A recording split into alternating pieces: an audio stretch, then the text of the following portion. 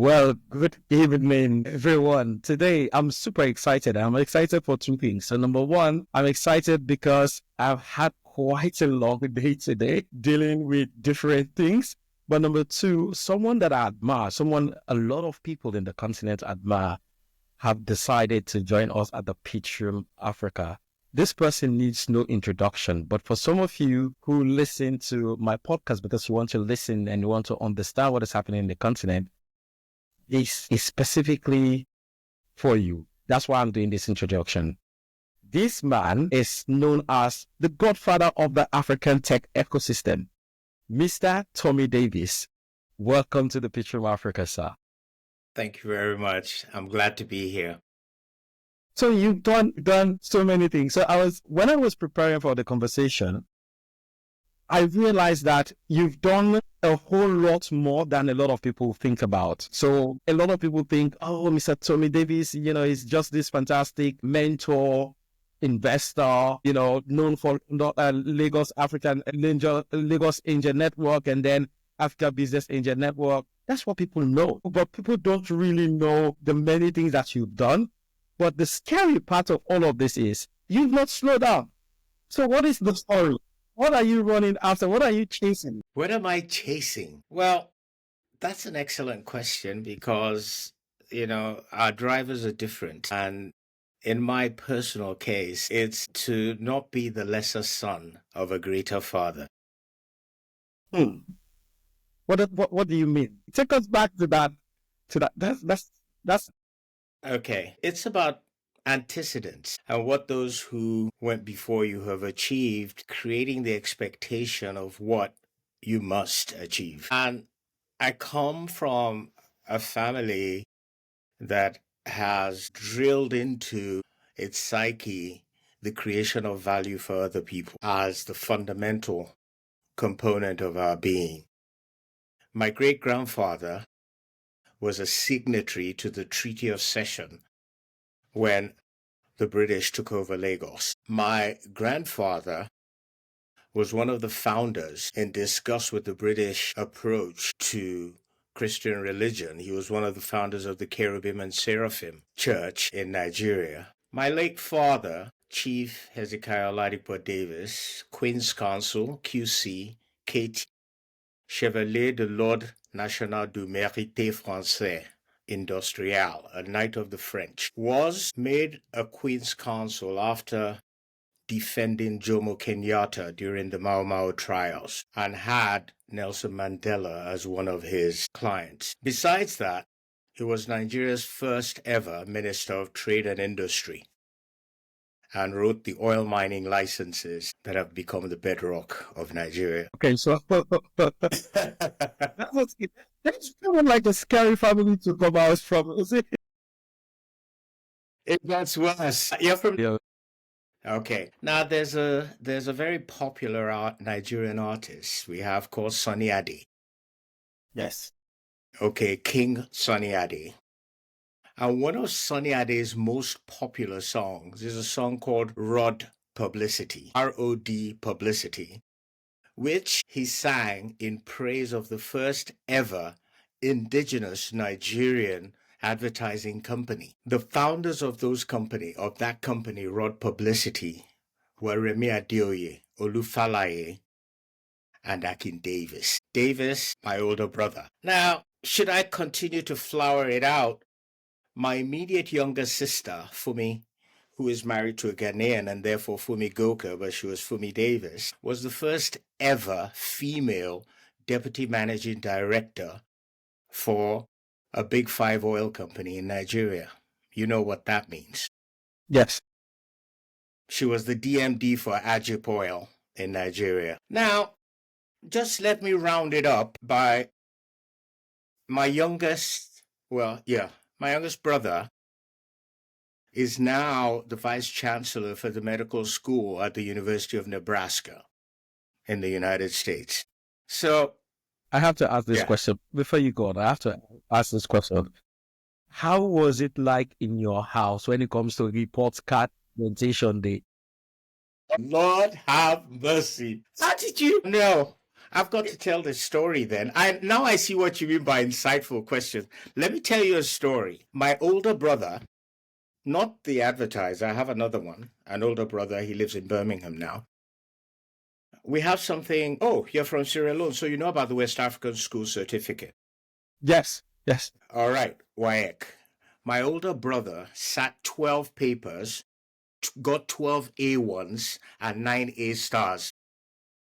What pressure? So here I am, bragging rights. I got 13. I missed a distinction by 1. Okay, but it was still one of the best in my lower 6 class at that time. So it was like real bragging rights. Everybody was grade 2, grade 3. Tomi Davies, grade 1. Not only grade 1, but he managed aggregate 13. He just missed distinction by 1. Of course, I get home feeling cool and everything else. I hand it to my dad, saying, oh yeah, sir, I report that. And he takes a look at it, didn't say anything, goes into his bedroom where he has a safe, opens the safe, and brings out my brother's results and says to me, you say, parties and girls, okay, get in the way. That's what's happened to you. There you go. It tells the story of an early childhood of excellence. What was when you stepped out? Because there's always this moment when we start getting awareness outside of the home. What was it like competing with other people that come from your family background? I mean, it must have been frustrating for the friends that you have. Well, the thing is, I was privileged that I grew up with people with very similar family circumstances. So it was quite uncanny. Even till today, we're still, I will come back to what I do today. But if you look at my angel syndicate, okay, my investment syndicate, maybe about a third of them, and I go back to secondary school or even primary school. That's how long we've been together. It's sort of, and they've all, I'm talking of people that have accomplished things. You just, they'll knock your socks off. Yeah, I think one of the things that I've realized. So I wish I had friends that I was with from primary school up to now. Most of those friends faded away, right? I do have friends from secondary schools, but one of the things that I've also learned is successful folks, like the people that we look up to, people like you have friends that goes back years, way back to primary school and whatnot. Mm-hmm. What is it that our generation lack that ability to manage relationship compared to your generation? Is that like a differential why we don't have friends that goes all the way back to maybe preschool or primary school, while people like you still have that level of relationship? I'm not sure that's the case. I think it's and this is one of my fights about education. I think, remember, as humans, we evolve over time, but from 0 to 6, we tend to get set. And by the time, we turn into the teenage years, we all know, you don't change that much in terms of the overall capabilities. And that's really what the successful nations understand and have architected to ensure that the brightest and best get to the best positions because they know that's what's in the overall best interest. We're still struggling, okay, our systems to work that way. No, that does make sense. I want to go back to that family dynamic. So you have a vice chancellor of a medical school. You are one of the most influential person to have ever done investment in the continent, and I'm very intentional about that because when you started, and we'll come into that, when you started, there was no blueprint on it's only a madman, sorry for the language, that would have made it this the investment that you I was told that. yeah, there was no I was told that because when I first mentioned angel investing, I still remember some of my friends says, "What are you going to do? Grow wings? This is Africa, mate." yeah, absolutely.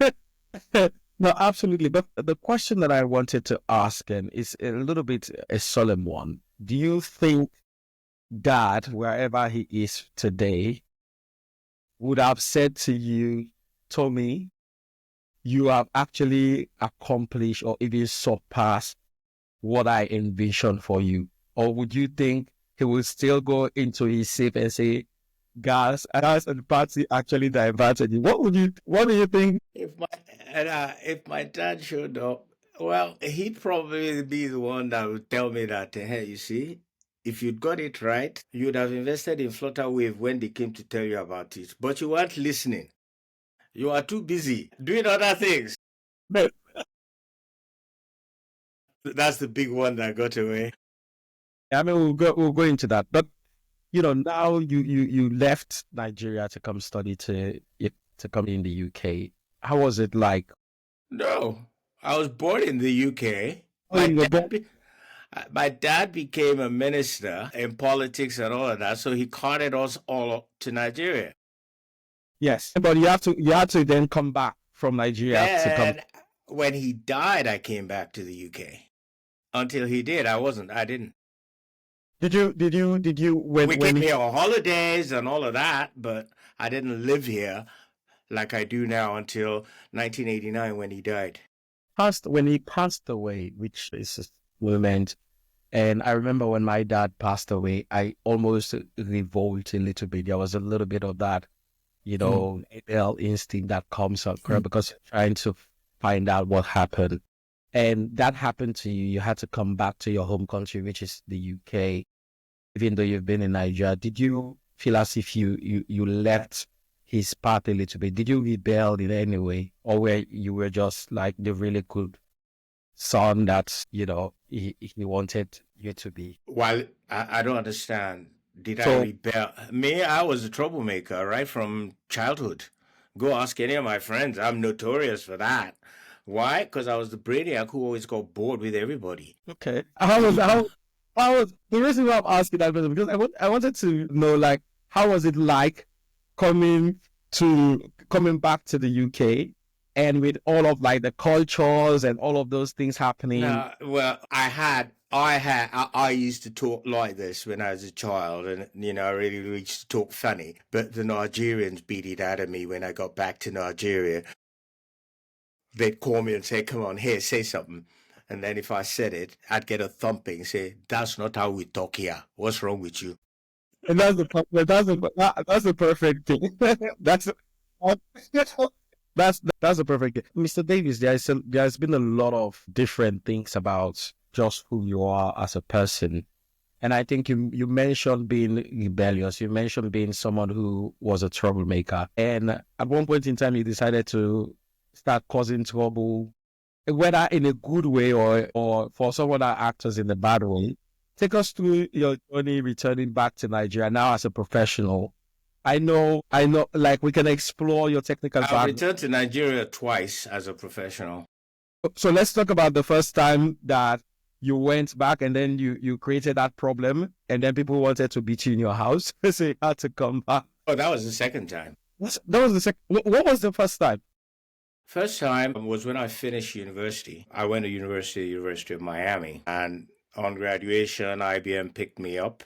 I became a sys engineer for IBM. I didn't like it, so I went to join Florida State, Miami, as an analyst working for the Miami government. My claim to fame on that one was I wrote the systems that brought in the Marielitos. So you had something called a Mariel boat flotilla where Cuba dumped about 400 or 800,000 people onto the shores of Florida. And the government had to register them, and they didn't have any way to register them. So what we had to do within like a 1.5, 2 week period was rewrite the voter system to be able to take them, because that was the only thing we had that was close enough to doing that. But yeah, that was Miami. So, in Nigeria, there's something called the National Youth Service. Yes. So it's mandatory for anybody that's graduated. So that's why I went back to Nigeria, was to serve my National Youth Service, which I did working for the French in El Aquitaine. And they were shocked that anybody understood some of the tools and technologies that I played around with. But I built them their first data center in Apapa, and they were enthralled with. How was it like building a data center, given where technology is now compared to where technology was during that time? Like how was it? You don't want to know. First and foremost, 80% of everything I needed had to be imported. Okay. I still remember the architect telling me I didn't know what I was doing, and then I remember him buying me a magnum bottle of champagne the day we opened the center because he just didn't believe it could be done. And about 6 months after we opened, the French told me to take a holiday, go to, we hear from him, go. So I went to England on holidays. And while I was there, only to find out they sent a special team to Nigeria to actually assess. Whether you've done a good job. And I got back, I was pissed, a whole bunch of stuff. But offshot of it was they now asked me to go do the same in another country they were in. Could I go design one? I think, I can't remember where it was, Congo or Cameroon or something like that. And I was so livid because I didn't know they'd done all of that. So as all of that was going, my dad died. So I just said, well, that's it. And then did you leave because, so I know that usually in those moments there is maybe multiple emotional contributing factor. Mm-hmm. But did you also feel as if you needed to leave because you felt frustrated with the working environment at the time, combined with... Oh, yeah, I'd had the first one. This was during IBB. He had a 2IC called Ebitu Ukiwe, was the vice, and he wanted to understand the demographics of the country to set us up for, at that time we were in the military, looking at the democratic dividend and what that would look like. And I remember writing a proposal, okay, to the panel and everything else. I'll never forget this, okay? At that time, to me, what I thought was a massive proposal was $400,000. I submitted it, didn't hear anything. About a few months later, one of my young proteges I've always mentored and shows up all excited, I've just won a contract, I need your help. So, what do you need my help on? These guys didn't even have the decency to redo the proposal. They just sliced off my letterhead at the top and added zeros. So our problems in the continent did not start today. I'm looking at this thing. I proposed $400,000. This thing is $4 million, and it's been approved. Nothing else changed. They just added the zero. So what gave them that, like, the confidence to be able to even do that? The system. So I had submitted, okay, had gone through process, and somebody senior says, oh, I like this. Okay, it'll work. All right, you got it. And then just change your name. They just literally, if you think of a sheet, they just cut off the top. That's all they did. And replaced it with somebody else's logo and address. And then the final 3 pages, they just added zeros. Everything else was exactly the same. So that was sort of the beginning.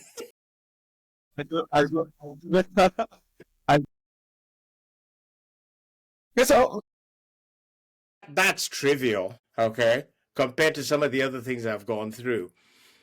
All right. In fact, if you go onto the internet today, you can do it right now, and type in my name and type in failed Nigeria, see what comes up. Let's talk about that, because I actually looked at, I look up that, and it was very interesting because this was an Al Jazeera story that I actually read. Correct. So, Yeah. How did Tomi Davies fail Nigeria? And hold on, before we even get into that, why was that the headline? What makes that headline appropriate? Like Tomi Davies, if I for the failing is okay. So let's go into that. Like, what happened? So now, so to just give context to our viewers and listeners, now you're frustrated. You've come back to the UK, and you are now doing some amazing things here in the UK. You know, building markets. So let's talk about some of those cool stuff before we get into how you feel. So like I said, my dad died. I legged it back here. The idea wasn't actually to stay. It was just, look, let me take a chill pill. But I ran into this friend and a headhunter, and she was short of candidates. So I says, okay, well, what the heck? You know, I'm not writing a CV. You write the CV. You do. You know how it is. Just I'm helping you. Just and then she interviewed me, interviewed, wrote this thing, and I got 9 offers for work. 9. Why? Because of the work I'd done at ELF, which the people here were familiar with. All right. And to cut the long story short, what happens? I says, oh, no, I have to go home. And then I get a call from, I'll never forget, her name was Jane Drysdale, Marks and Spencer. Okay. And it was like, we want you. Sorry.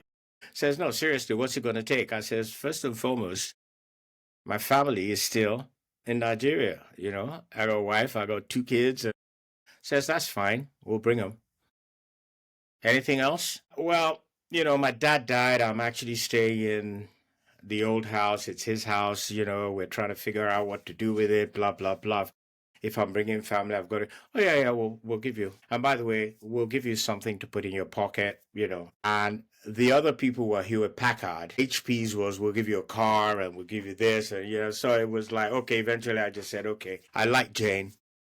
I go with S. So I ended up at Marks and Spencer, and I ended up in store systems to start with. And then we redesigned and created something called the ISP 1.5, which, because at that time, multitasking operating systems had just come alive. And before that, we'd been deploying local area networks. So we replaced, you know, 5 boxes with 1.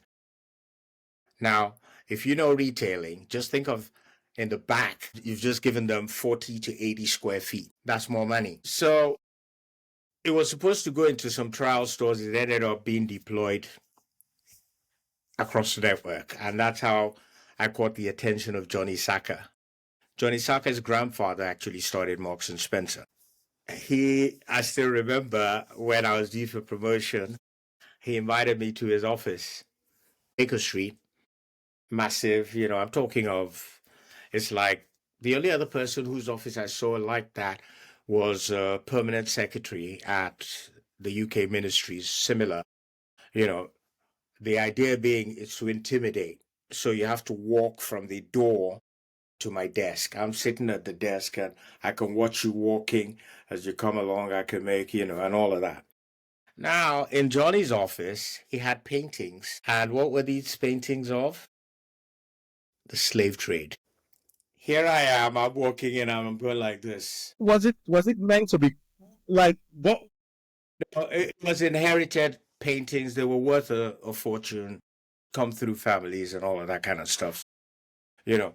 And I could see the blood drain from his face When he sees that, it's because imagine as he saw me, you know, and he was like, I'm really sorry. I hope you're not embarrassed by those. Now, the reason I tell the story is what came out of me next. I don't know where it came from. Do you know what my reply to this man was? I said, Johnny, because we all call him Johnny. That's okay as long as you don't tell the Black Americans because we sold them to you. yeah. And this guy just started laughing.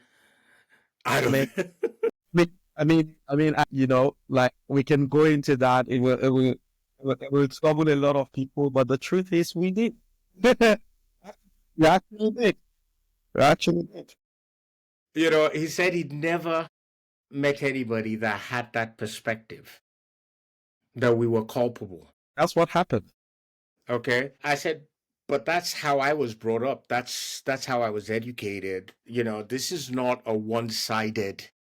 We make it sound like, oh, the white people came and they carried slaves and, you know, it's their fault, it's all their fault. No. Please. There were some people on the ground selling it to them. Yeah. okay, going into the hinterlands to bring the slaves out. And, I could go into all of that. But that is how Johnny Saka and I, hooked up.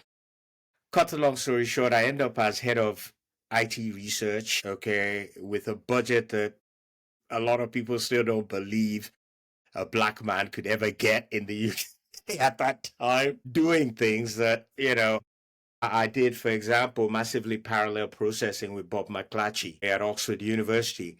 I did fractal pattern recognition, okay, video with Dame Wendy Dench at Southampton University. I did Things That Think and News in the Future with Nicholas Negroponte at the MIT Media Lab. The list goes on. I was looking at radio frequency tagging using Marks and Spencer owned what's his face in South Africa. I used that as a test. So yeah, it was fun. It was, for me, probably still, it was the best job of my career, because I got to self-express unhindered. And that's how I met Bill Gates. That's how I met Larry Ellison.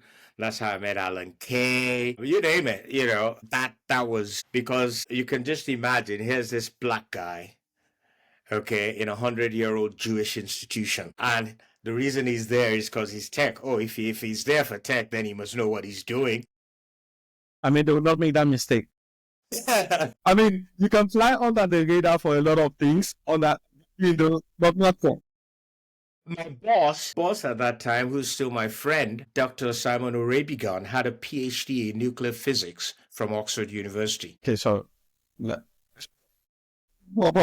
so, what was a new? He ended up as the CIO of BP. He ran the London Stock Exchange, okay, as a technology architect. So, we're kindred spirit. It's not about he has a brain the size of a planet. In fact, we called him Obi-Wan Kenobi after Star Wars. Yeah, I was going to say You're all knowing. Yeah. So you've done this really, really cool things, and you decided it's time to come back to. Oh no, it wasn't like that. I didn't decide to. What happened? Back.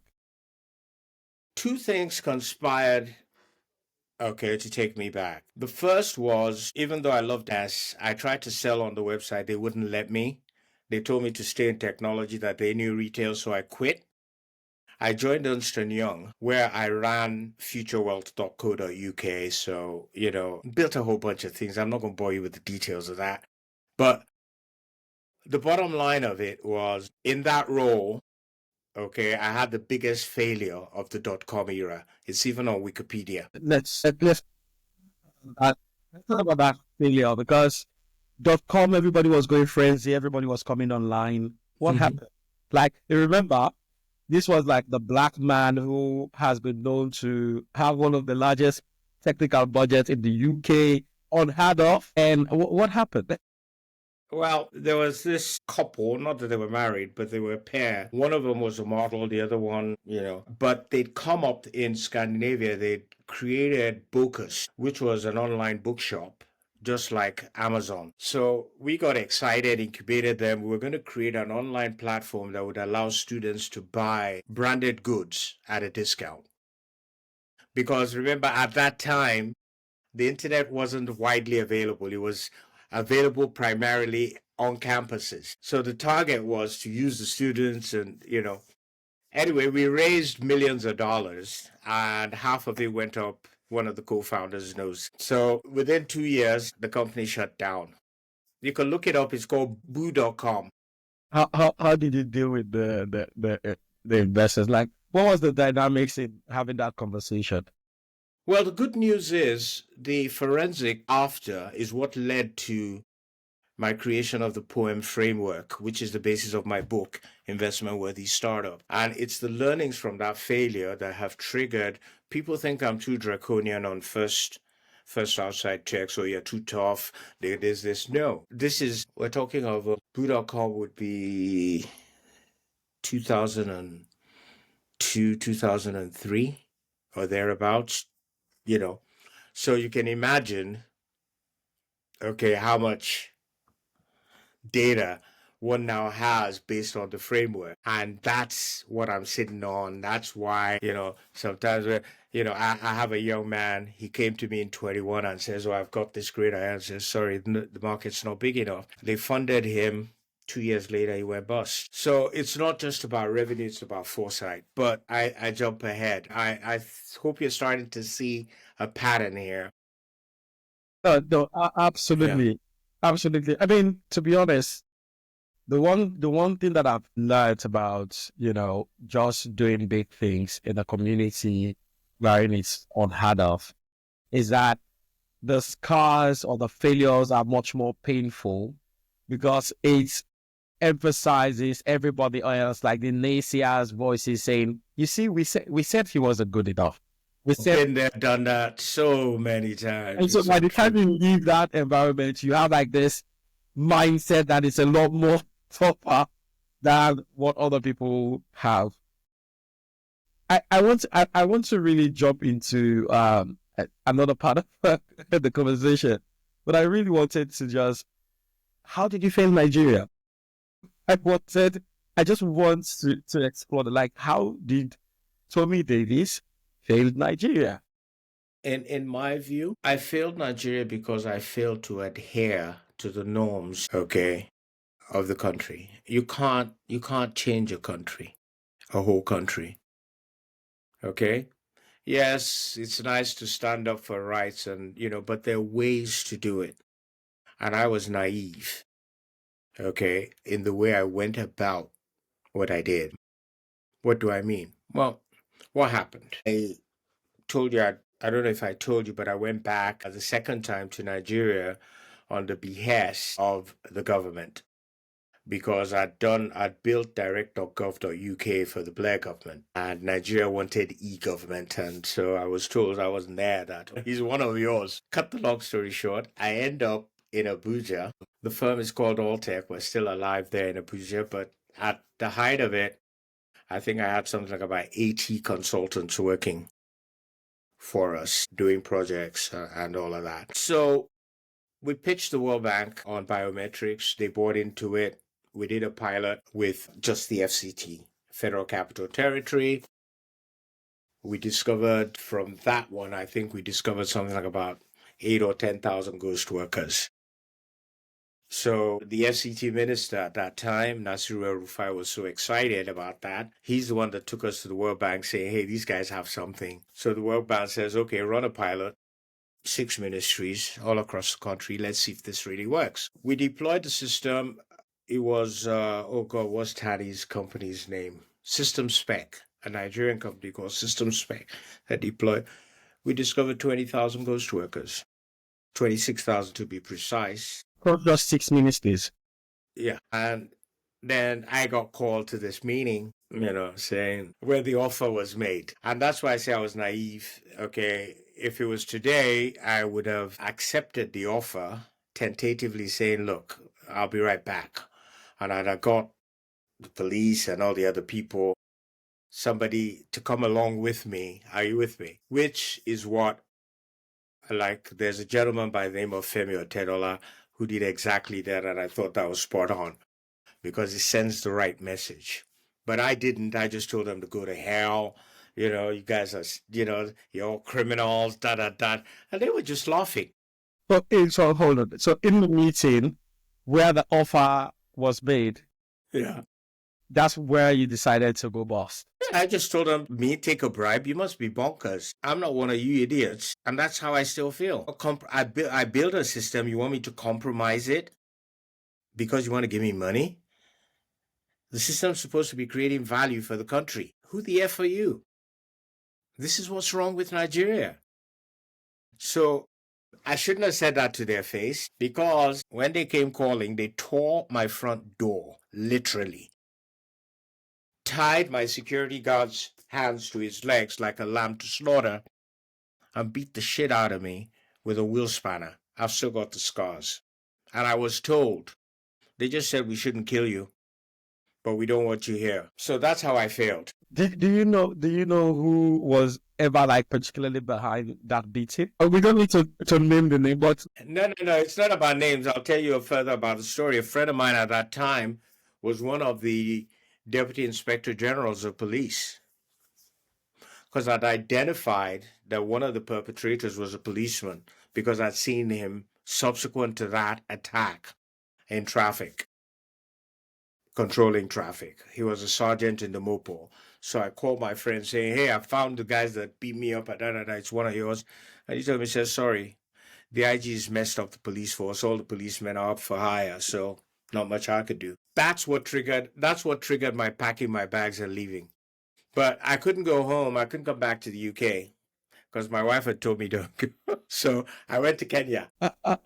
no, but it's for me, it's quite emotional, and the reason why it's emotional is because it tells you how far back some of these things have gone. We've seen many instances. I mean, despite all of the efforts of reforming forces, not only in Nigeria, but across the continent, we've actually seen political weaponization, state forces, right, that are meant to protect human lives, but then they are used to. With all due respect, I think the challenge as I see it is we've got too many Western concepts conflicting with each other, okay, while we have our natural underpinnings also clashing with that. So what we have is a smorgasbord that nobody can really digest. And that is what I see as the fundamental issue. It's getting even more complicated now with the introduction of the Chinese factor layering on top of everything. But if you look at it, first and foremost, you're from Sierra Leone. What's your tribe? Madingo. Yamadingo. Yes. I'm Yoruba. That's the beginning, right? Now, on top of that, we're both Anglophone. Then we've got Francophone. There's Lusophone and there's Arabia, and they're all different. Are you starting to see the complexities now? Yes. So the Yoruba man that is speaking French. Yeah. I mean, but how do we untie, how do we on complexity? Because that level of complexity cannot be for. You look ahead. You look ahead and you design the future. There's no other way. Okay, but we haven't even got to where we're not even at the table. I don't think we even know where the entrance is yet to design the future. So I'm going to draw an analogy here, right? So let's go back to your first check. I know we're taking a huge leap, right? So what today consider like hands down the godfather of our ecosystem, building and even cultivating the mindset of people, putting capital together to invest outside of institutional fund. And you made your first investment a very long time ago, before investment was ever like before there was even a culture of investment in the continent. And here is where I'm going with this. So if we're designing the future, by design, that little act of investment that you made during that period, when everybody think that you're crazy or a madman and everything, by design, that actually built up the structure of angel investments today in the continent. So the question is, if we are not designing the future today, then what are we doing? We're treading water, okay? We're walking on a treadmill. We're doing business as usual. The president of Nigeria has always, the president of Ghana has always, Sierra Leone has always, we're treading water.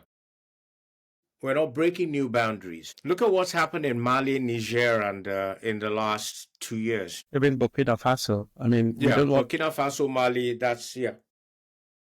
Okay. Now, the thing being this, first and foremost, the first artificial construct we've got are our boundaries. And we can't even solve that with the Continental Free Trade Agreement. Why? Because their vested interests, as I've described to you, the Francophone don't want to be taken by the Anglophone. The Anglophone don't want the religious habits of Arabia. You start to see another layer of dynamics on the continent.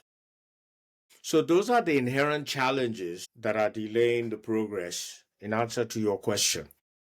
Because you see, everybody says Africa is nearly the same size as India, but India has one government. Think about that. China has one government. Think about that. They made sure Africa doesn't. That's the issue. I trust that helps. I mean, not to be controversial, but isn't that one of the biggest concerns the Western leaders had with Gaddafi wanting to bring Yeah, up? no, not just Gaddafi. They had it with Nkrumah before Gaddafi. And that's why Patrice Lumumba had to go. Okay? Because the more scattered we are, the better it's. Look, okay. Fundamentals of conquer. All right? How do you conquer a people? First, you take their future. That's the very first thing you've got to do. Take their future. If you don't own their future, they'll come back and get you. Once you own their future, the next thing is to own their past. You tell the story of their past on behalf of them. Once you own both of those, whether they have land or they don't have land, or you can do anything you want. But you own those two, then. And how do you do that? Well, I didn't invent it. Genghis Khan, others, this is Alexander the Great. So in time, the first thing is you give them faith. Their religion must be yours. That's their future. Can you imagine a future without God? No. God decides everything we do. He ordains our way, right? So once I've got your future defined, I'm coming. Next is I take your past. How do I do that? Language. You bring Language. language and you term them the formal language of this country. Once I've got the language, I've got your past, I can tell you this. So I've got front, I've got back. That means I've got today. Any which way I want it. And Because that is what we have in Africa today, is a tele-guided state. So Anglophone is run from London. Francophone is run from Paris. Okay? And I dare anybody. but we actually have seen some of those things, right? Wherein head of state in these different countries try to raise some form of, resistance. We've seen. You go.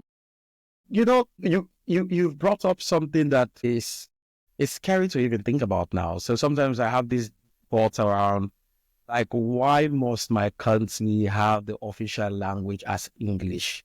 What happened to Creole? Because you guys had too many languages. For the geography, we had agreed, me and my buddy decided we're going to take this piece of land, and then you guys want to speak 7 different languages in that land. Okay, you take my language.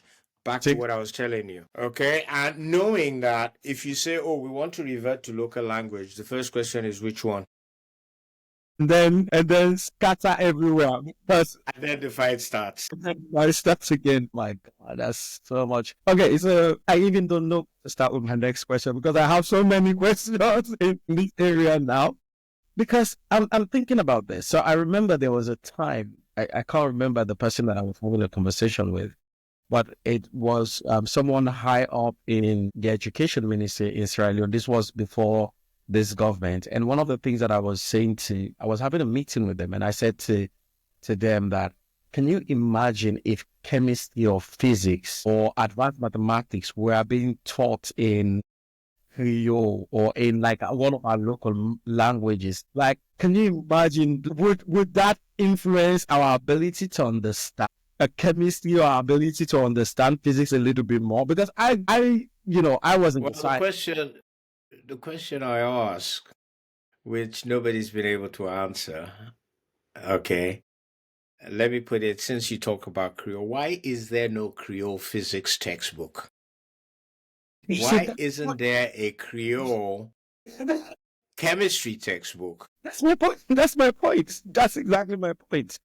Well, they're going to tell you it's because Creole is not a dominant language and there are not enough people. We can't justify the cost or the expense. And then I said, look, if we go down this hole, we're not going to get out of it. Let's just, the bottom line of it is we need to, no, seriously, there's a point here now, which is back to the prayer of serenity, okay? And that is to understand what is within your control and you can change, and what is outside your control and you cannot change, and the capability to discern the difference between the two. You know, that's the prayer. Stephen Covey puts it slightly differently. He calls it circles. So there's a circle of concern, and then there's a circle of influence. The circle of influence is the one that you have control over. Circle of concern is much, much larger, but you don't have an influence, almost, And it's about us understanding what those boundaries are in terms of where's the boundary for your influence versus your concern. And to me, it is one that we spend most of our lives discovering. That's been my, my understanding of it is. And the more you focus on your circle of influence, the larger your circle, the larger your circle of influence, will grow. If you focus on what you can control. So let's talk about influence. Let's talk about influence. How did Tomi Davies become the godfather of Africa ecosystem as it is? I mean, I don't believe there's any one person out there that can dispute this. If they are just mad people. But you make a bet in the continent at a time wherein there was nothing going on that could actually define that bet to be a sensible one. Well, no, that's not true.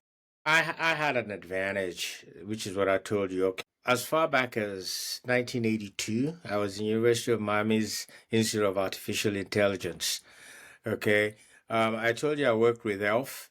For my youth corps, I was doing seismic explorations. Okay. Using linear algorithms. Marks and Spencer, I told you I was doing massively parallel programming. And I've always lived in the future. That's sort of been my raison d'etre. And I believe I am here. The only reason I have a life is so that I can create value for others. And if I'm not doing that, then my life's not worth living. And that's always been the driving force. Do you get? So I tend not to see things the way others see it. Now, when I started angel investing, I didn't know it was called angel investing. At the beginning, when I was when I was with Oliver, I just knew I was helping a friend out. This is a great thing. This business can really become big. We've got to do it. What was it? Well, nobody had used desktop publishing to create comics before we came along. That's what gave birth to Super Strikers. So that's why I was interested. That's why I was, if you look at Sproxil, Ashifi was going to quit his PhD program. That's why I decided to run Sproxil for him while he finished his PhD. Do you get? Power Stove, okay, was on stage. He wanted to build a cooking stove that was smoke-free because his mother had died of smoke inhalation. I mean, why wouldn't you back that? Especially when it's got carbon credits as pellets. So, for me, it's easy.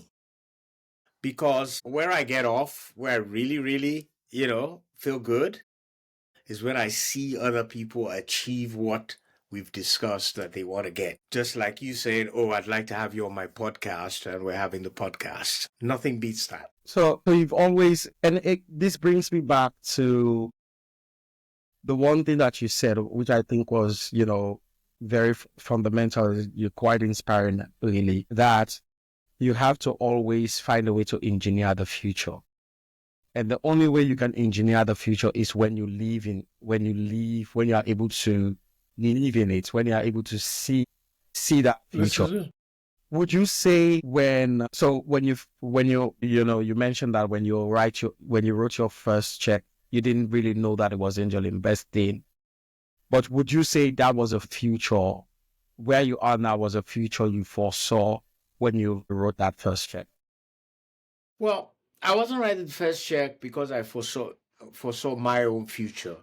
What I was seeing, okay, at that time, I had grown up reading comics. Yes. Okay. In fact, to be honest, I grew up reading Roy of the Rovers, which is what inspired Super Strikers. Do you get the point? Mm-hmm. So for me, it wasn't about that. It was more about how many kids can we inspire by distributing this, because the story was a rags to riches, boy done good. But that's why I bought into it. It wasn't just the comic, it was also the way the stories were always about good over evil. If you work hard, you get, if you create value for others. So it matched my value system. And that was why Ollie and them had created, I wasn't part of all of the beginning process they created. Mine was, okay, if it's coming to Nigeria, we've got to give it Nigerian names so the Nigerian kids can resonate. So in South Africa, it was Sheikh Smokena. When we brought it to Lagos, it became Sheikh Zokoro, okay? Right. Because I took both sides of Nigeria, which is Sheikh's being Shegun, which is the west, Okoro being the east, and his girlfriend was Aisha Briggs, which was the north and the south. And that was what became Super Strikers in Nigeria. That's what all the kids grew up with, is trying to bring them, that was my tiny little way of trying to bring the country together. So would you say it was part of the broader vision of creating impact? It wasn't really financial. It wasn't really a financial goal for you. You were just bringing like the for comics and all of the superheroes and the examples, It wasn't just the comics, it was the story the the story. comic was telling, which is, look, work hard, all right? Play hard, but plan for your future. Are you with me? Where do you want to go? Everybody will tell you, say, look, if you don't know where you're going, then any road will get you there. That's what. It's the truth. But It's but the opposite of. That's why Stephen Covey says, begin with the end in mind. That's the best way to go. yeah, yeah. I want to talk about that a little bit more because let's move on. At one point, what was the transitioning point for you when you recognized that being part of the broader vision of backing founders was something that you were really called to do, especially in the continent? And what was like that pivoting point for you that made you want to do it and continue to do it? Yeah, it's funny that the founder that crystallized it in my mind, his company failed. But I will always give him that credit, because until he came along, I hadn't seen myself that way. What was the Okay. Well, I call them my three S's. The first company we've talked about, which was Super Strikers. And then I think I was either chief operating officer at a mobile network, or I was doing something, when I got a call. My background, I told you, was in technology, so I know Microsoft, Oracle, you name it, even Intel. So I got a call from Intel saying, look, we've got this young man from Ghana. He's built something we think could be interesting. We don't invest in early stage first outside check, but if you could take him under your wings, we could buy the company from you down the line. I says, oh, okay, fine. Send him to me. That's how I met Dr. Ashifi Gogo, which was my second, which is Sproxo. And well, Ashifi's company today is worth maybe 40, $50 million and blah, blah, blah, and etc. So there. Then I get a call from a young man saying, sir, I need you to invest in my company. I says, invest in what? Do or what? He says, no, aren't you the guy that behind Sproxo? I says, yeah, I know. And to cut a long story short, I think I invested 60 grand or something like that. Yeah. In total, not at the same time. He raised about $1 million and the company folded. But Femi Akinde was the ultimate gentleman, not only because he showed me, oh, this is what you were called to do, but he tidied up at the end of the transaction. This company has failed. I've sold off the sellable parts to others. Okay. Slim Trader is gone. But, sir, we have a little bit left. Here's 6 cents for every dollar you put in. Are you with me? yeah? So the three S's were the beginning of my journey into angel investing. Those were my first three. One, hit the ball out of the park. Another one is still there, alive and well, and just I'm waiting. Maybe I'll exit sometime. And the third one failed. So there you go. I trust that helps. No, it does. It does. It provides a lot of context. And from there, you just been really bullish, and then you started introducing angel investing to people. But the question that I Well, want to because the World Bank and I collided and I learned a lot from them. But one of the key things was angel investment is not a solo sport, okay? It's a group sport. Ignore that to your peril. So I feel like there's so much in that warning that I'm tempted to jump in to go into it a little bit more. So at what point in time did you know that I have to do this in a group, even though I want to really, I'm passionate about this, but doing this in a group will be better. After a couple of failures, okay, there was a young team I invested in. I think it was 2.5 million naira or something like that. I put them into a hub. Went to England, came back, and they disappeared. Wait, the company disappeared or They disappeared totally. There are other stories like that.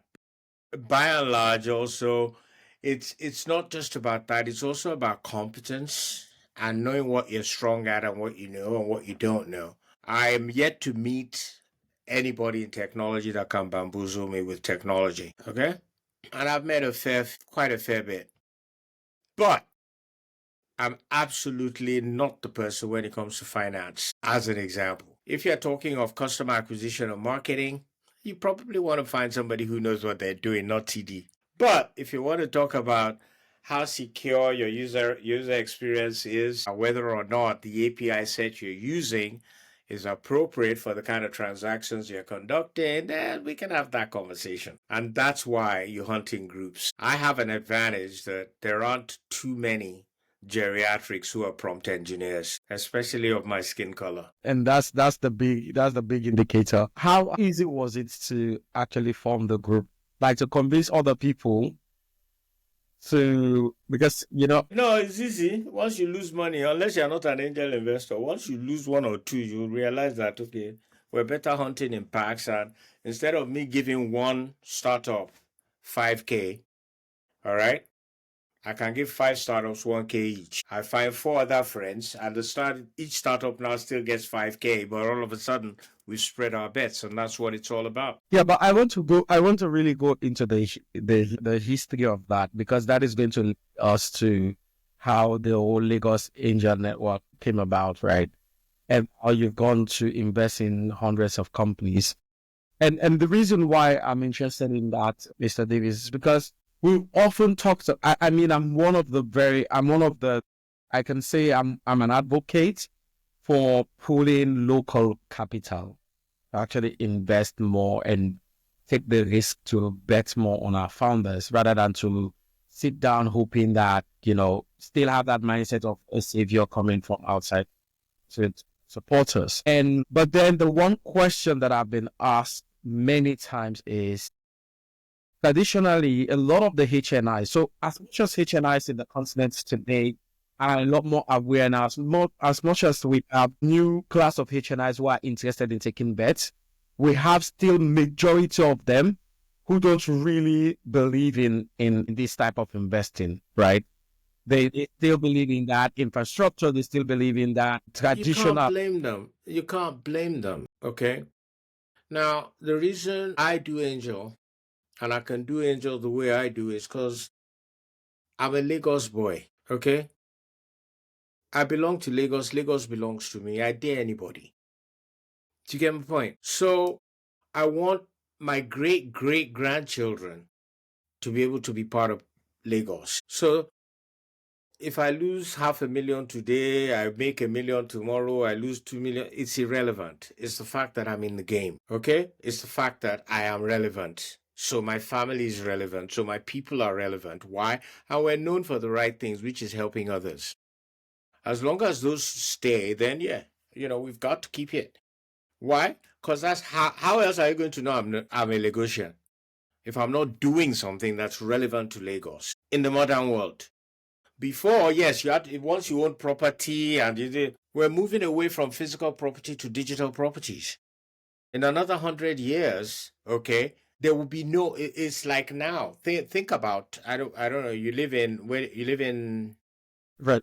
Ready. Yeah, Reading. Okay, you live in Reading. All right. Think about Reading. Okay, and the planning for Reading. It's locked down. There's no new development that happens in Reading without permission. Every single square foot is owned already. There's no new land. It's change of ownership. Do you get where I'm coming from? Yes. And that's what's happening globally. So when you want new ownership, innovative ownership, guess where it exists? In the digital world. And even now, as we speak, people are already starting, just like you had the gold rush in America. That's already starting to happen in the digital world. Yes. Okay? Look at this translation we just had. The first, what I call the first, there are about God knows how many more to come. But this is the first, which is the introduction of AI. But what has it done? It has shown you who's running the world. Has it not? Yes. Do you want to argue with Google? I wish we could. Exactly. Google has said no. Who are you again? You want to say what? Do you want to argue with Microsoft? You start to get the picture. And what is then happening, which is as we speak right now, we're seeing the transition. And I spoke about this a while back and people didn't get. They says, why are you branding yourself? Can you see why? Because as we move ahead in the digital world, personal brands will become more important than Yes. corporate brands. Yes. Yes. Any corporate brand will be looked at as an aggregation of personal brands. Yes. And Elon Musk has brought it to life. Yeah, I was going to mention. But there's what say Elon Musk. I said no, before Elon Musk, which was bigger, Richard Branson or Virgin? Yes. You start to get it. Freddie Laker, people will still remember. Okay, what was the name of his airline? Oh yeah, it was. You get the point I'm making. And that is being accelerated by the digital world, social media, and all these other conventions that get things to stick in. And that's where we're going. I trust that helps. No, it does. It does. I think it provided a lot of. So it's just one thing over the last couple of years that I have personally struggled with, and a lot of other people have actually been struggling with it. And I think part of your response have actually answered that, which is how do you, in an ecosystem that is oversaturated, as you know now, that you've been in the continent for years, supporting founders, investing in them, putting your money your money where your mouth is, like actually doing the job. But now we have an oversaturation of so-called experts online so there's all of like this noise of people, like, for example, I know, and I'm pretty sure that you also know, I know people who are online gurus, but they're not, they've never really built anything in the continent. They've never really invested in anybody in the continent. They've never, like, how then do you then balance that brand and that substance? Because it's a balancing act. One can tip the balance very quickly, and it's easy to get lost into like this hyper mode of branding, of putting yourself in a position where you attend all of the conferences or whatever it is. As I No. I'm not coming from. No. Okay. no, it's just a general advice. Yeah.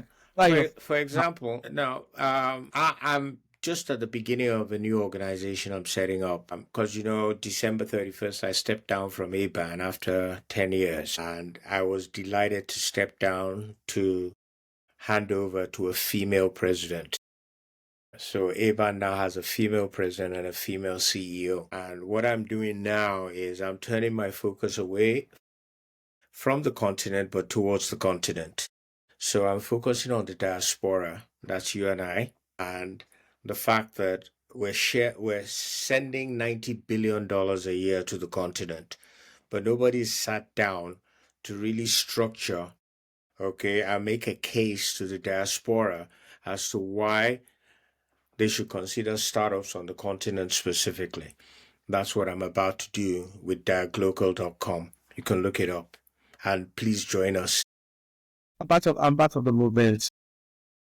There you go. Now, the principle of Diaglocal is give first, then get. Give first, then get. And the reason that's important is because when you build a movement, you want it to have a spirit if it's going to be sustainable. And it has to be in a language that everybody understands. We can talk, I can give you all the factors, that are critical to the development of different things. For example, you're from Sierra Leone. I've been talking to some young ladies and a whole team about a Sierra Leonean angel network.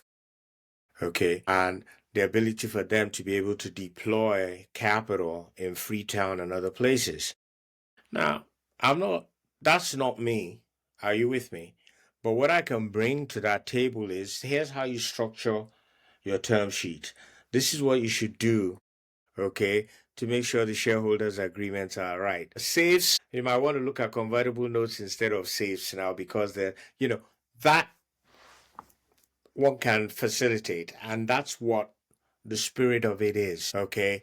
Without A band is specific to angel investing. But what I've discovered over the last 5-10 years is it's actually a triangle that is required.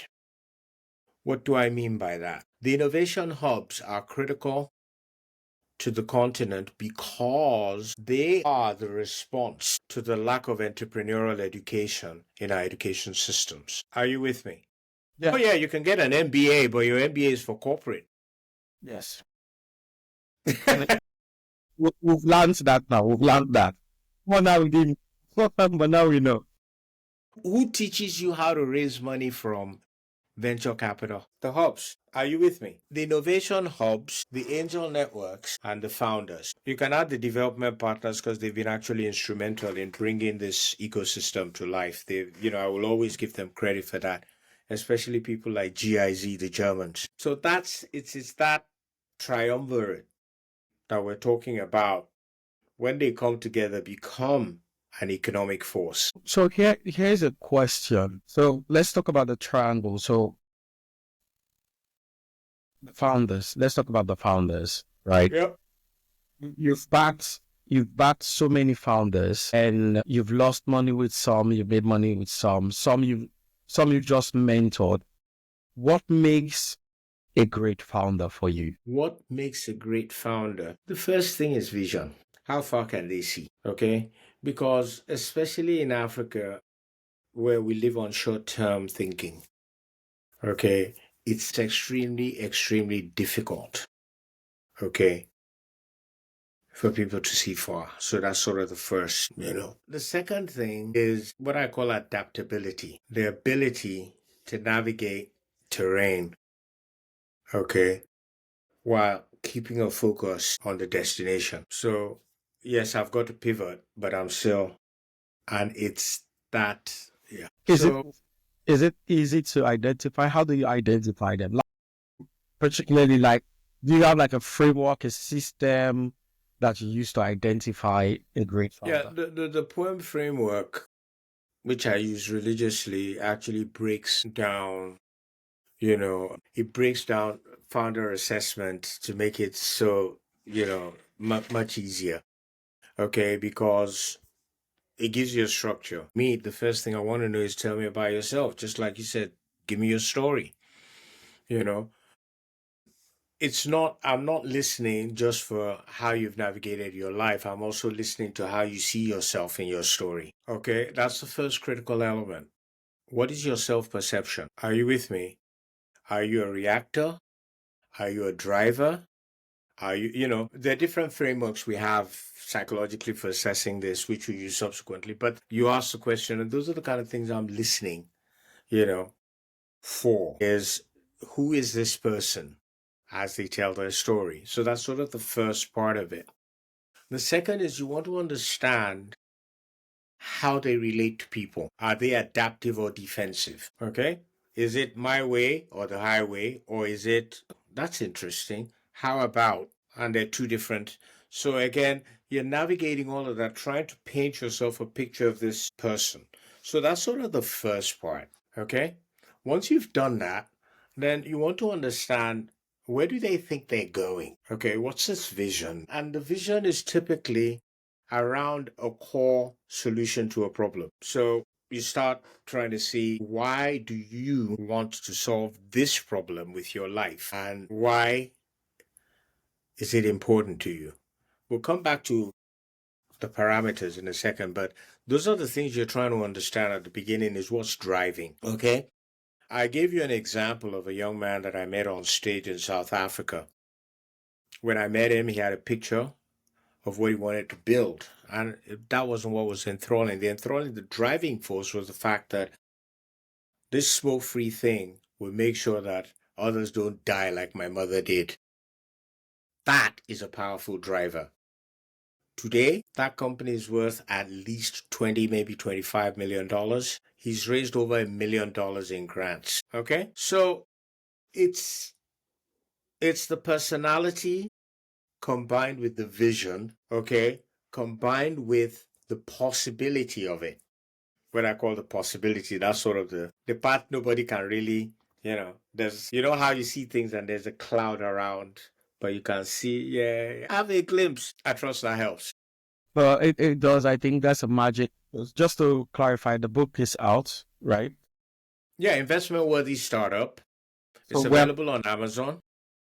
great. Because I'm going to add the links, because I know I really want to get into that, because I feel like that, how to find that, like how to look at the startup or an entrepreneur, that can be a whole masterclass on its own. Oh yeah, but I'll give you, let me just give you a quick rule of thumb, all right? Because what I say is, if as a founder you have a vision, then a poem can bring it to life. And a poem, I don't mean, I know poems. I'm not talking of poems as in literature. Poem is an acronym. And what does poem say? Poem says, if you're really a startup, all right, the first thing is you have a vision, right? Which we've talked about. But the way that vision is delivered is through a proposition. What's a proposition? Well, a proposition is an offer that you make.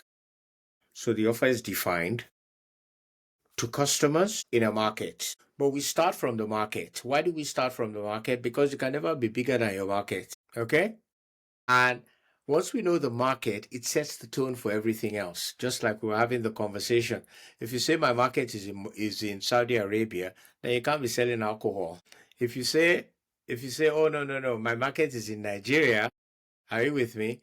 Then you can't market them in French. You started to get the point. So you start with the market, and inside the market, you now try and understand the customers in the market. From that customer understanding, you can now look at the product. Do you get? Once you've done those three, you can know, will this thing make money or not? Now, if it has the potential to make money, that's stage one. All right, now let's look at the organization that's going to deliver that proposition. Who are the people? Who owns the company? Who runs the company? Who works for the company? Who partners the company? What kind of culture do they have? That's the first thing. Once we've cracked that, the next thing is, okay, how do they get things done? What do you mean? How are they governed? Do they have a board? How do they buy? How do they make? How do they sell? What are their outbound processes? What are their inbound processes? What are their internal processes? Once we understand that, then we say, okay, for it to scale, it must be technology. What's the underlying technology? What's in the cloud? What's on the desk? What's mobile? What's the user experience? And what's the security protocol in between? What kind of API sets are we talking about here? And does the architecture make sense? Now, once you understand the people, the process, and the technology, that means you understand the organization that will deliver that proposition we're talking about. It's after you understand those two, we now get to the one everybody wants to talk about. How much capital are we talking about here? How much capital did the founders put in? How about their family? How about their friends? Have angels invested? How much did the angels put in? Oh, there are VC stages now. Okay, how much did the VCs put in? Now, given everything everybody's put in, when are they expecting to get their returns? In how many years and at what quantum? Now that we know that, let's look at how you're burning that money that you've got from everybody. What do you mean burning? You're burning it as expenses. You're burning it as expenses so that you can generate revenue that will supersede those expenses when you get to break even so that you can start to return the initial investment. That's how a startup works. If you can't work that way, you're probably not a startup. Because the next thing we'll then ask you is, all right, there's 17 SDGs. Which of them are you having an impact on? Are you creating new jobs? Are you hiring women? Is this innovative? Once we understand that, that's the economics of it. We then say, okay, fantastic. It looks like it makes sense. The last part is, can you tell us, what have you achieved to date? When were you incorporated? Have you reached 100 customers or 10,000 customers? What are those milestones you've achieved to date? What are the challenges you're facing right now? And how do you categorize them? And finally, before we get to your ask, where are you going? What are your targets? What are the forecasts? What are the assumptions behind those forecasts? And what are the associated risks? And what are the mitigants that you're wrapping around those? Once we understand that, are you with me? You can then talk about how much you need. I trust that helps. And that was it. Off. That's the poem framework. I think it's a master class. You should, by the way, I think you should do like a master class on that framework. I'll be happy to help organize it 100%, but I absolutely think you should, because if I'm going to do an in-person master class on poem now, it's going to be £500 a seat. Because it'll include dinner and everything else, and we will then have, and I can't be more than 10 people. We should we should set it up. I think okay. Well, there's somebody called Bimby Phillips. If you work with him, I'm quite sure the two of you can make it happen. Who? Bimby, Bimbi Phillips. I'll we'll have the conversation offline and but I definitely take that, yeah. I think I keep forgetting we're online. You see, this is so conversational. I've forgotten all of this is being recorded. So I mean that's the pitch with Africa for you. That's how the conversations are. But I genuinely believe that it's quite a crucial element in actually, because, for example, there's a lot of people who... It's just now that people are discovering that, true. This framework actually helps me decide. Because you see, in fact, even till now, most people don't understand the difference between startup and SME. Yes. And I don't want to be controversial. The people that have the most problem understanding that happens to also be a lot of the policymaker responsible for the policies. So that's sort of, and the thing is, to the point where I've actually built a GPT that you can throw your deck at, okay, and it'll give you a poem analysis of it. Can I have that prompt? Am I able to? Yeah. Huh? It's on ChatGPT. It's a ChatGPT GPT. We can, can send you the link, right? It's published online, right? Oh yeah. Amazing. I'm definitely going to look it up. So if you have a pitch deck, you put it at it, it will tell you it'll score you and tell you what you've got right and what you've got wrong, what you need to change and everything. And it'll tell you for an investor would not invest, would hold, or would invest. Okay. All right. I'm absolutely going to look into that, because I think it's going to come it's going to come in very, very handy. The one thing that so we're still in your travel. So we'll just talk about the founders. Oh my God. No, we're actually ending, and I wanted to touch on this before we end, which is something you mentioned, and it's something I'm excited about. But interestingly, my background with it was beyond the launch of ChatGPT. So there was a company that I was working with. I was helping scale them using the Market Landscape program in Dubai. Mm-hmm. And they had like this insane machine learning technology, AI and all of those things. So from that moment, I started, really driving and deep diving into AI and things like that. And I got invited to an event wherein I saw the display of the next generation of technology, both in the digital world, but also our interaction with technology, bringing technology to our space. So the mixed reality and all of those things. Now, and I remember there was an article that came out of Tech Cabal during that period, wherein I was quoted in that article saying, "Is Africa building fast enough?" Now we have AI, we have ChatGPT, and we are seeing conversational models, we're seeing different things. What is the future? How do you see AI taking shape in the continent? And how do you see us taking advantage of this endless opportunity? Well, that's an easy one because I am fortunate enough to have a relationship with the Nigerian Minister for Technology, Dr. Obasun Tijani. And all I'll just say is go look at what Obasun's doing. That's the future of it. Okay, he's doing AI at scale. Are you familiar with Yeah, 100%. There you Yes. go. So that's where we're going with it. We're looking at which are the core languages.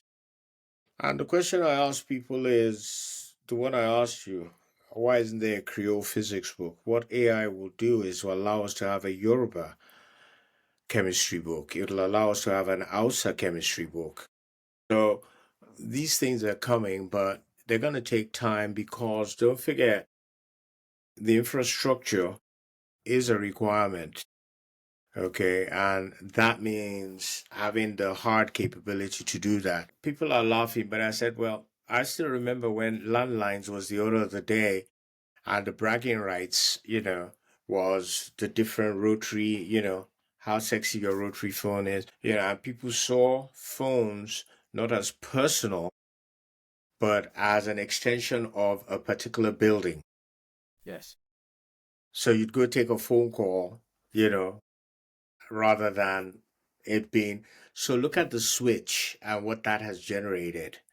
And that is where we're going is people don't believe me when I say it, but ultimately you will get used to talking to machines. Okay. And when that happens, we'll move to the next paradigm. Well, it's been such a pleasure to have this conversation with you. I mean, we're more than 1 hour 39 minutes into the conversation. For me, it feels as if it's just beginning. But I'm going to let you know. I have 3 questions that I have prepared for you. It's just, Okay. short answer. Number one, what is your biggest win in investment? Number two, what is your biggest miss? And then number three, what is your biggest failure and what did you learn from that failure? Biggest hit is on record. That's Super Strikers. There's no debate about that. And I'm still looking for the next one on that front. Biggest miss, you said. Yes. The biggest miss was very early in the game, the Flutter Wave guys came to me and I didn't listen. It's now a unicorn. How do you? How do I feel? You can't win them all. You just, no matter how good your framework is, there just going to be some things that don't meet. Just like I didn't meet certain framework criteria. You don't get black guys being head of technology for Jewish organizations that are over 100 years old. So biggest failure and what did you learn? Biggest failure. Well, it's up for grabs. If it's from a financial standpoint, then it would be Slim Trader. But the way Femi Akinde dealt with it was so honorable. I can't, I just learned that yes, there are founders out there that are amazing. Okay, but he wasn't the first. Dipanka, for example, had to shut down VConnect. Okay, before creating Omni Retail. He's been amazing. So, in terms of, I presume we're talking purely about in the investment Investment. space and the failure in the investment space. Probably the biggest regret I would say I've had on the investment front is not being able to create a Nigerian angel. So we created Lagos, we created Southeast. What I wanted was to have a national angel network that could eyeball the minister. And it's happened anyway because we've now got the National Startup Act. But yeah, we had to go down that route. Yeah. No, it's been an incredible conversation. I don't want to add another question on top, even though I'm tempted to ask you. Yeah, what is it? So I think, what is the vision for the African tech ecosystem as a whole? And the reason that I'm asking this question intentionally for me, not for the listeners, because for me, I'm very passionate about the ecosystem and the continent and what is happening here in the continent today. Sometimes I feel indifferent from the fact that we go to a lot of conferences. We talk a lot of big talks on the stage. In fact, the continent today has some of the most amount of conferences in tech ecosystem. Everybody is doing one. But then when you still compare the pace at which we are growing to other ecosystem, you still wonder whether we're building fast enough and whether we would ever catch up. And I wanted to just know, what are your thoughts and opinion about where we're going? Okay, well, my vision for the African tech ecosystem is rooted in three core principles: capital accessibility, ecosystem collaboration, scalable impact. I see an African tech ecosystem that's self-sustaining, globally competitive, but deeply interconnected, where founders become investors and ecosystem players collaborate to unlock the continent's full potential. Like I said, it's built on three key pillars. One, more capital flowed into early stage ventures, because Africa is brimming with innovative founders solving real problems. Yes. But as you know, they often struggle to secure the right kind of funding at the right time. Yes. Okay, we need to shift the narrative from scarcity to abundance Yes. by mobilizing local and diaspora capital, which is what I'm working on to support African startups at the earliest stages. Through angel investing networks, syndicates, and structured investment vehicles, I want to see more patient, mentor-driven capital, helping founders get to scale. The second is a stronger bridge between local and global opportunities. African founders shouldn't have to choose between thinking local and going global. They should be doing both. That's why I'm pushing for globalization, leveraging global best practice while staying rooted in local realities. We need more diaspora Africa investor collaboration, better market access partnerships, and more technology exchanges that connect African talents with the world. Startups that create sustainable impact and generational wealth is what we're talking about here, because my goal is to see African startups succeed beyond just funding rounds to scale, exit, and reinvest in the ecosystem. We need more exits, more second-time founders. My dream is for founders to become angel investors. Okay? For this to happen, we're going to need to move beyond these short-term wins to long-term value creation, where companies are actually built to last. Okay? To scale. And more importantly, to leave a legacy. That's why I work on building angel networks, educating investors, and mentoring founders. Because if we get the right capital, knowledge, and connections in place, the African tech ecosystem won't just be thriving, but it'll be leading. No.